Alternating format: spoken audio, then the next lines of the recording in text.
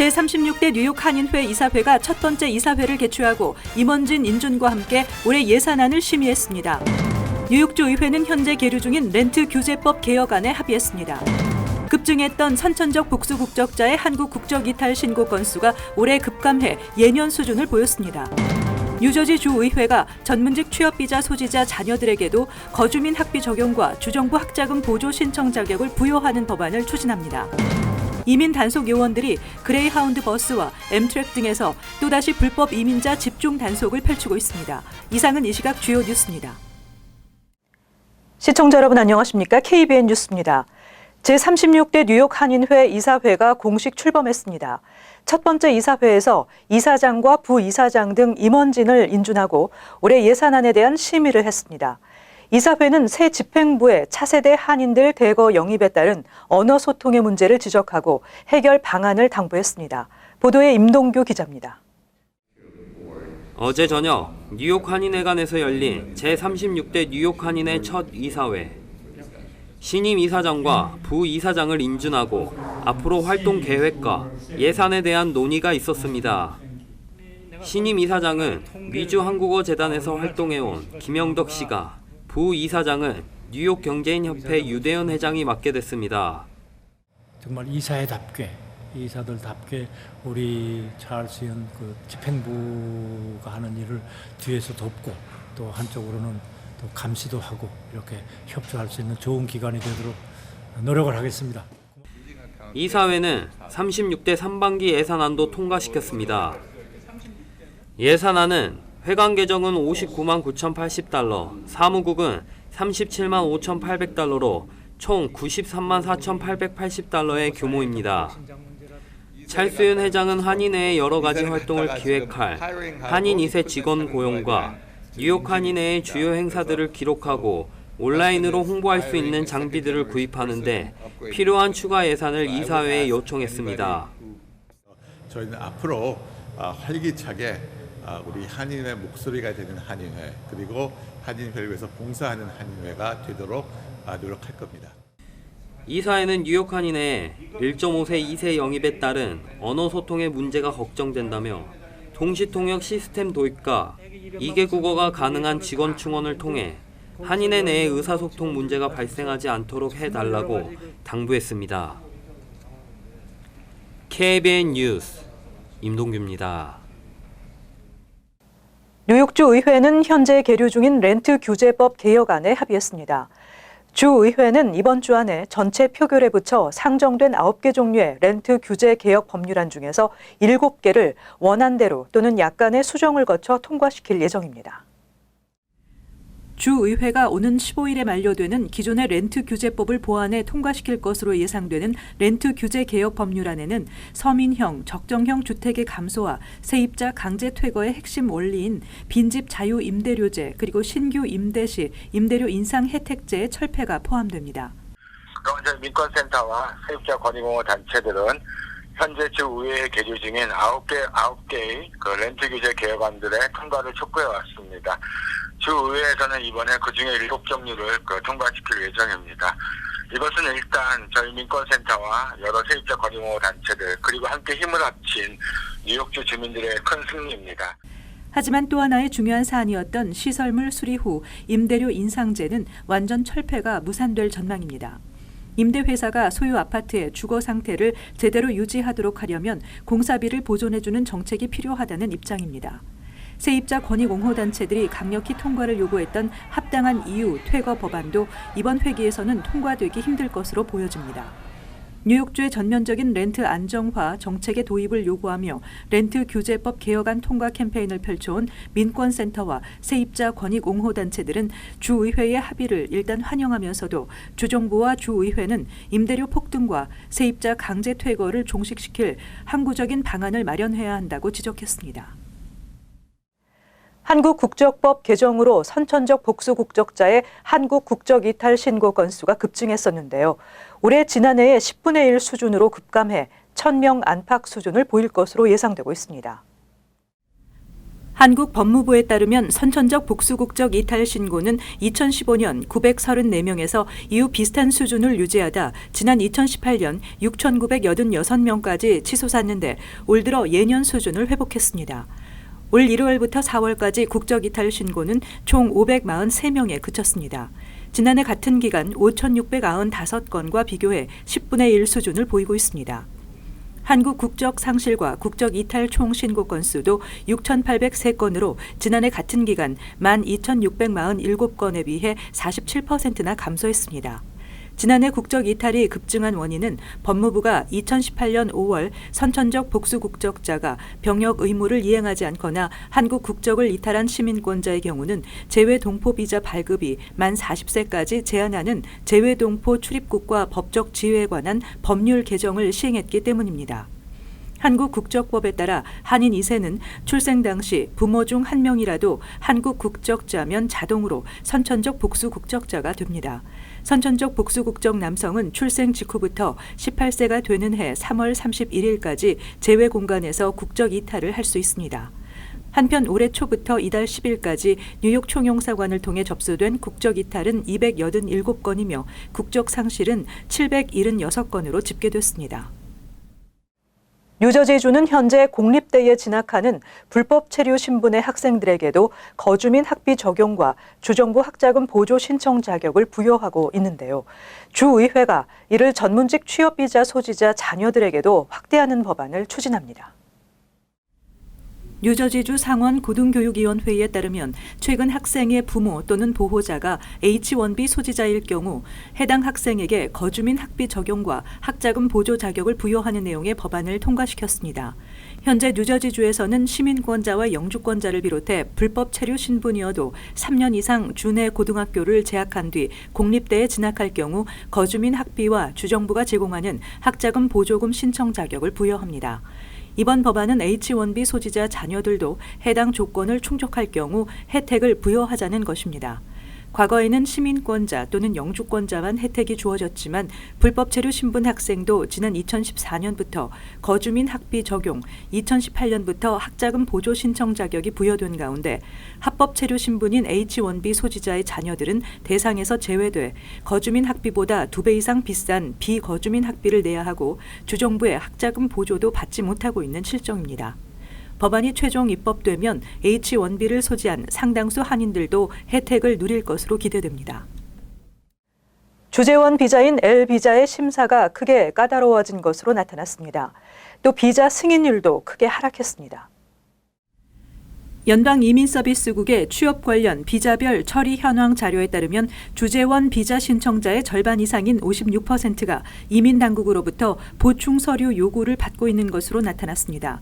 이는 오바마 행정부인 2015년 5월에 26.5%와 비교하면 2배 이상 크게 높아진 것입니다. L비자 승인율도 크게 하락해 지난 1월 현재 L비자 승인율은 70.2%로 나타나 4년 전과 비교해 18%포인트 이상 떨어졌습니다. L비자 승인율은 2017 회계년도 평균 80.8%였으나 트럼프 행정부의 미국인 우선 정책이 본격화되면서 크게 하락해 2018 회계년도에는 평균 77.8%를 나타냈고 2019 회계년도에는 73.1%로 떨어졌습니다. 또 보충 서류 요구를 받은 신청자가 비자 승인을 받게 되는 비율도 크게 떨어져 거부될 확률이 크게 높아진 것으로 나타났습니다. 보충 서류 요구를 받고 비자 승인을 받은 신청자는 지난 3월 현재 49.9%였습니다. 트럼프 행정부가 연방법을 근거로 무차별적인 불법 체류자 단속을 실시하고 있습니다. 이민 단속 요원들이 그레이하운드 버스와 엠트랙 등에서 또다시 불법 이민자 집중 단속을 펼치고 있는 것으로 드러나 논란이 일고 있습니다. 연방이민세관 단속국과 세관 국경보호국 단속 요원들이 그레이하운드와 엠트랙 등에 직접 탑승해 무작위로 승객들에게 시민권자 여부를 묻고 신분증을 제시하지 못할 경우 체포하고 있다고 NBC 뉴스가 어제 보도했습니다. 특히 단속 요원들은 유색 인종들에게 신분증 제시를 집중적으로 요구하고 있는 것으로 알려져 물의를 빚고 있습니다. 연방이민세관 단속국과 세관 국경보호국은 국경 인근 100마일 이내 지역에서는 불심 검문을 자유롭게 할 수 있도록 규정하고 있는 연방법을 근거로 단속을 진행하고 있으며 버스나 기차뿐만 아니라 승용차도 임의로 세워 이민 체크를 할 수 있습니다. 그러나 시민자유연합은 이와 관련해 연방법은 국민들의 불법 수색과 압수를 금지하고 수정헌법 제4조를 초월할 수 없다며 강력히 반발하고 있습니다.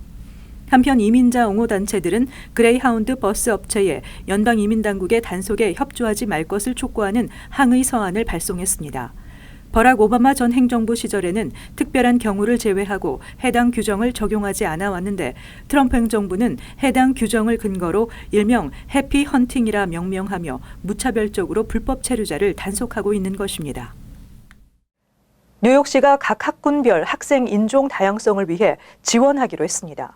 뉴욕시 학군에 이를 위한 예산을 투입하고 학교 교육 평가 기준에도 학생들의 다양성을 포함시키기로 했습니다. 뉴욕시가 2017년 공립학교 인종 다양화를 위한 연구를 위해 구성한 교육 다양성 자문위원회가 지난 2월 제출한 권고안 대부분을 수용하기로 했다고 밝혔습니다. 빌 드블라지오 뉴욕시장과 리처드 카란자 시 교육감은 학생 인종 다양성 권고안 67개 중 62개 안을 수용하기로 했고 나머지 5개 중 3개 안은 검토 중이며 2개 안은 수용하지 않기로 했다고 밝혔습니다. 뉴욕시는 우선 1차적으로 인종 다양화가 시급한 9, 13, 16, 28, 31 학군에 $200만 그랜트를 지원해 학생들의 인종을 더욱 다양화시킬 수 있는 계획을 개발하도록 한다는 계획입니다. 또 각 학교 교육의 질을 평가하는 보고서 기준에 학생 다양성을 포함시키고 뉴욕시 내 각 학교 대표들을 주축으로 일반 총회를 구성해 중요 안건들에 대해 결정할 수 있도록 하는 방안도 권고안의 주요 내용 중 하나입니다.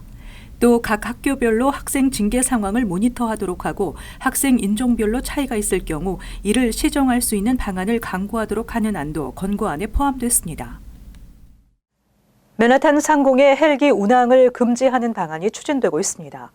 지난 10일 고층 빌딩 옥상에 헬기가 불시착해 조종사가 사망하는 사고가 발생한 이후 맨하탄 상공 비행을 규제해야 한다는 목소리가 나오고 있습니다.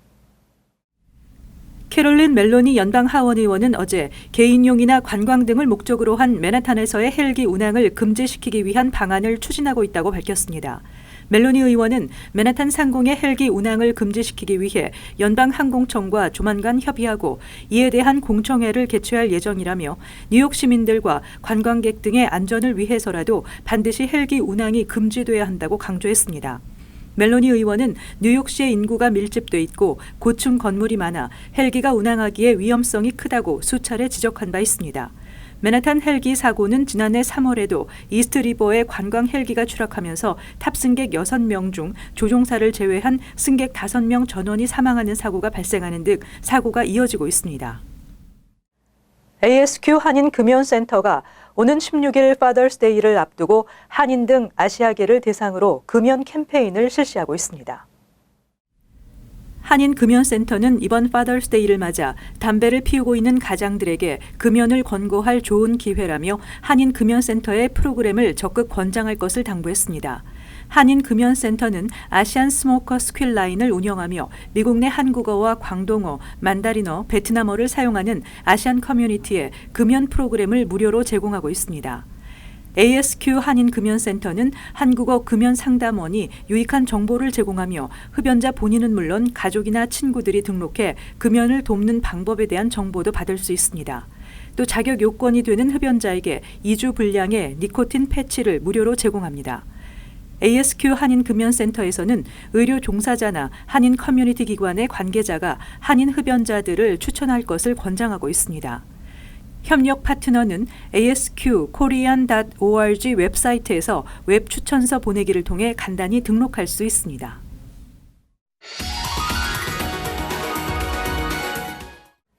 이어서 LA 지역 한인사회 소식입니다. 에릭 가세티 LA 시장이 급증하는 노숙자 문제를 해결하기 위해 적극 참여할 뜻을 밝혔습니다. 가세티 LA 시장은 노숙자 문제 해결을 위해 $12억 달러의 예산이 책정돼 있으며 7,400여 가구에 달하는 유닛을 마련하기 위해 현재 100여 개의 프로젝트가 진행 중이라고 전했습니다. 이외에도 LA시 의회는 $4억 6천만 달러의 예산을 추가로 투입해 노숙자 임시 거처를 늘릴 예정인 것으로 알려졌습니다. 이에 대해 가세티 시장은 LA시의 노숙자 문제는 지난 1906년 20만여 명의 주민을 길거리로 내몰았던 샌프란시스코 대지진 당시와 비슷한 수준이라며 이 같은 재앙을 해결하기 위해 모든 책임을 질 것이라고 강조했습니다. 오늘 LA 다운타운의 LA 경찰구 헤드쿼터에서 폭발물 대피 소동이 벌어졌습니다. LAPD에 따르면 오늘 오전 4시쯤 LA시청과 LAPD 인근에 수상한 상자를 실은 차량 한 대가 발견돼 폭발물 처리반이 현장에 출동해 수사를 진행했습니다. LAPD는 대피령이 내려졌고 템플 스트릿과 2가 그리고 스프링 스트릿과 LA 스트릿 일대가 마비됐습니다. 현장은 오전 6시쯤 안전한 것으로 확인되면서 대피령이 해제됐고 통제됐던 도로도 재개됐습니다. 이어서 간추린 소식입니다. 뉴욕 한국교육원이 대한민국 정부 초청 영어 봉사 장학생 프로그램 신청을 오는 14일까지 받습니다. 지원 자격은 영어를 모국어로 하는 미국 등의 시민권자로 4년제 대학에서 2년 이상 과정을 수료한 재학생이나 졸업생이며 한국 국적자는 미국에서 초중등학교 교육을 받고 체류 기간이 8년 이상이어야 지원할 수 있습니다. 장학생에게는 월 150만 원의 장학금과 함께 한국어를 배우고 탐방할 수 있는 각종 혜택이 주어집니다. 뉴욕시가 오는 7월 1일부터 맨하탄 14스트리트 선상 일반 차량 통행을 중단합니다. 오전 6시부터 오후 10시까지 3에비뉴와 9에비뉴 사이 14스트리트 선상에서는 버스와 트럭을 제외한 일반 차량은 운행할 수 없습니다. 빌 드블라지오 뉴욕시장은 L 전철 구간 공사로 전면 운행 정지가 시작될 경우 더 많은 승객이 버스로 몰릴 것을 대비해 14스트리트 구간 시내버스 운행 시간 단축을 위해 이 같은 방안을 마련했습니다.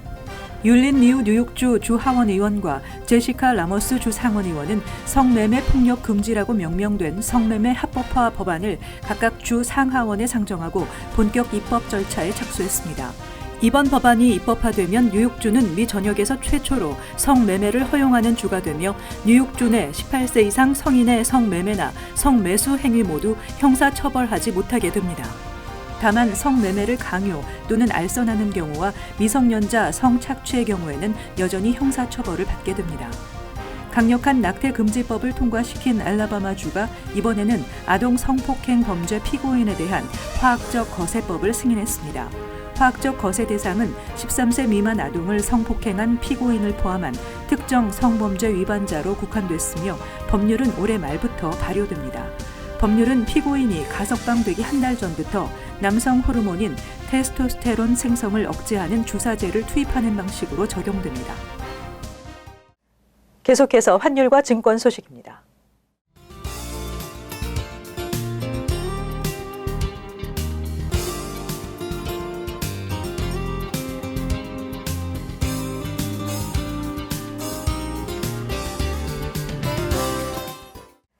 끝으로 날씨 전해드립니다. 목요일 흐리고 비와 소나기 예상됩니다.